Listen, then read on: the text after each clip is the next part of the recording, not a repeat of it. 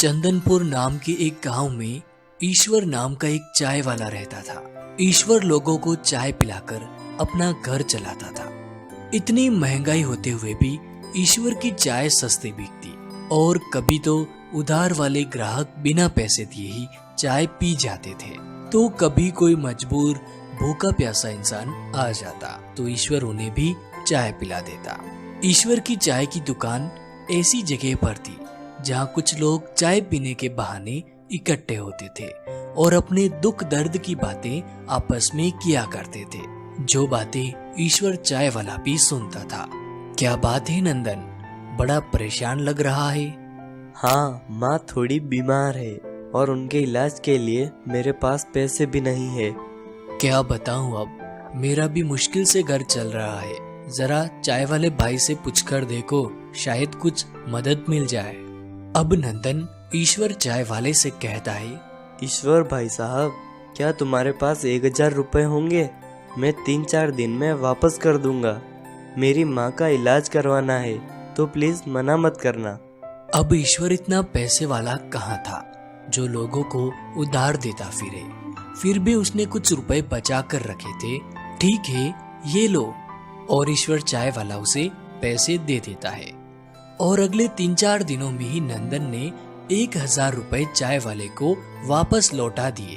अब ईश्वर पैसे लेकर अपने जेब में रखने ही वाला था कि तभी वहाँ पर एक और आदमी आ जाता है। ईश्वर भाई साहब, महेश बता रहा था कि आपने नंदन को 1000 रुपए की मदद की थी। कृपया मेरी भी 500 रुपए की मदद कर दो। मैं आज शाम को ही पैसे वापस लौटा दूंगा।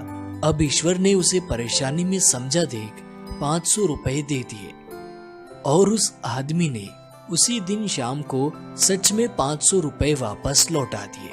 धन्यवाद ईश्वर भाई साहब। अच्छा, मैं चलता हूँ। अब थोड़ी ही देर में एक वृद्ध आदमी ईश्वर की दुकान पर आता है।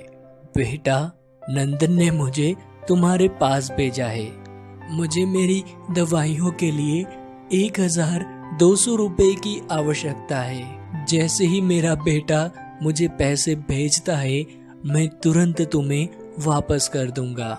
चाचा जी, मैंने तो नंदन की यूं ही मदद कर दी थी। मेरे पास इतने पैसे कहाँ होते हैं। बेटा, ऐसा ना कहो, मुझे दवाइयों की सख्त जरूरत है। तुम मना मत करो।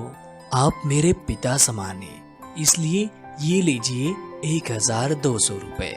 इन्हें आप रखिए और दवाइयाँ ले लेना। अब उस वृद्ध व्यक्ति ने पैसे लिए और चला गया। ईश्वर को अब थोड़ा डर भी था कि कहीं उसके पैसे डूब न जाए, मगर अगले 4-5 दिनों में ही वह वृद्ध व्यक्ति आता है और ईश्वर को 500-500 रुपए के 3 नोट देता है। ईश्वर नोट को गिनकर बोलता है, चाचा जी, ये तो 1500 रुपए है। आप तो 1200 रुपए लेकर गए थे ना, ये लीजिए 300 रुपए वापस। नहीं नहीं बेटा, तुमने मेरी समय पर मदद कर दी, ये पैसे तुम्हारे हैं, तुम रख लो। नहीं चाचा जी, मैं नहीं रख सकता। अरे रख लो भाई, मुझे कभी और जरूरत पड़ सकती है। ठीक है, आप कहते हैं तो मैं रख लेता हूँ। अब धीरे धीरे लोगों को पता चलता गया कि ईश्वर चाय वाला पैसे देकर लोगों की मदद करता है, तो जिनको पैसों की जरूरत होती वो ईश्वर से पैसे उधार मांगने चले आते। चाय वाला भी अब उन पर विश्वास कर उन्हें पैसे दे देता और जो लोग जितने पैसे लेकर जाते उससे थोड़ा ज्यादा ही पैसे ईश्वर को वापस लौटाते। ईश्वर भी उन्हें तोहफा समझकर वो पैसे रख लेता। धीरे धीरे वो एक्स्ट्रा पैसे ब्याज में बदलने लगे। लोग ईश्वर से उधार लिए पैसों पर ब्याज देने लगे और इस तरह समय की गाड़ी चलती रही और ईश्वर पर स्वयं ईश्वर की कृपा होने लगी। उसकी चाय की दुकान एक बड़ी दुकान में बदल गई और चाय का धंधा तो एक तरफ चलता रहा, साथ ही पैसों की लेन देन का धंधा जोरों पर चल रहा था। लोग चाय पीने कम, पैसे ब्याज पर लेने ज्यादा आने लगे। धीरे धीरे ईश्वर ने अपने गांव में ही नहीं बल्कि दूर दूर तक अच्छी खासी इज्जत बना ली और अपना नाम कर लिया। इस कहानी से शिक्षा जिंदगी हमें एक बार सफल बनने का मौका अवश्य देती है, बस आपको अपनी बुद्धि का उपयोग करना